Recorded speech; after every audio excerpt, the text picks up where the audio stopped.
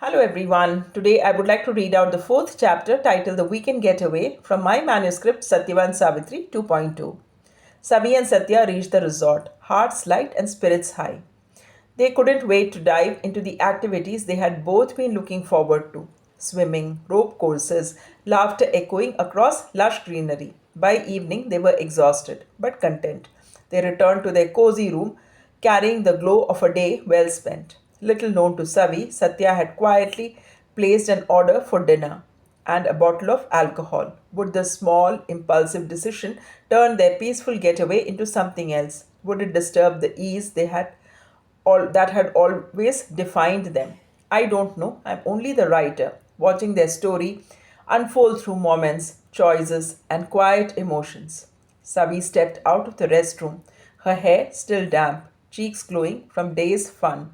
Just then the doorbell rang. The room attendant entered with dinner and the bottle, placed plainly beside the food. Satya casually hung the "Do Not Disturb" sign on the door. Savi's smile faded the moment her eyes fell on it. "What's this?" she asked, her voice firm. "You ordered alcohol." Satya attempted a light note. "Come on, Savi, don't be a spoil sport." "I'm a sport," she replied calmly.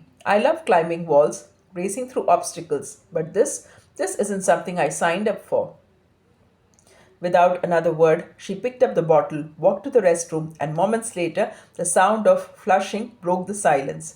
She returned quietly. No shouting, no drama, just a heaviness settling between them. Satya watched her walk out of the balcony and followed, removing the "Do Not Disturb" tag on his way. Was this Savi's first encounter with Yama? Not Satya, he wasn't the enemy. In ancient stories, Yama appears when something precious stands at a crossroads.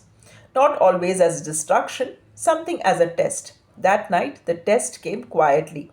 Not with thunder, not with fear, just a small choice, a subtle temptation. Every relationship faces such moments, moments that ask what matters more. The truth was, Satya hadn't meant harm. A friend had mentioned it casually. He had thought it might add excitement to the evening. He sat beside her under the open sky. "You couldn't, you could have just said no," he murmured. "I would have finished it quietly." "That's not the point, Satya," Savi said steadily. "We came here to disconnect from the world, from noise. This was our time." He listened. "You didn't ask, you assumed. We've always made choices together, not because someone else suggested it, but because we decided it." Her voice softened. "That's why we have lasted, right? Mutual respect. You've always asked me. Why not this time?" Satya let out a slow breath. "You're right. I didn't think it thoroughly. I'm sorry." Savi nodded.